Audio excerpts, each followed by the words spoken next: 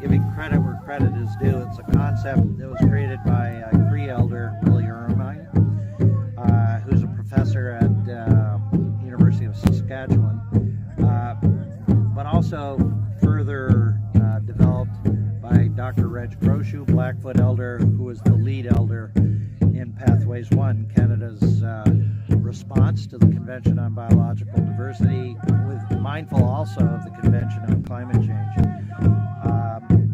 Simply put, and there's a box in the National Advisory Panel's report called Canada's Conservation Vision.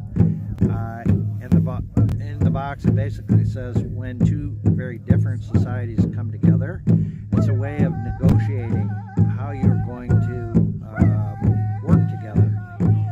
So in this situation in Canada with Indigenous peoples, it brings in the United Nations Declaration on the Rights of Indigenous Peoples, the 94 calls to action of the Truth and Reconciliation Commission, but also recognizes oral Indigenous governance along with Western governance. And what that meant in Pathways 1 is, first couple of days, we didn't talk about what was going in the report at all. We talked about the 7 gifts, the 7 grandmother-grandfather teachings. We talked about creating accommodation and building the cross-cultural capacity to work together.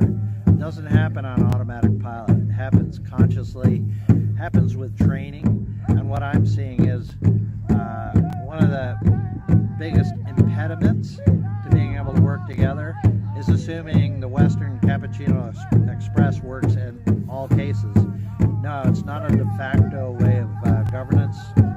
Accommodation has to be made. Dr. Croshoe talked about that at our annual celebration, which is March 18th every year. Yeah, that he's still seeing, kind of like Greta Thunberg, nice words, yada, yada, yada, but not real action. And so that accommodation is still a bit of a struggle. That, to operate in ethical space, people have to slow down and negotiate appropriate accommodation for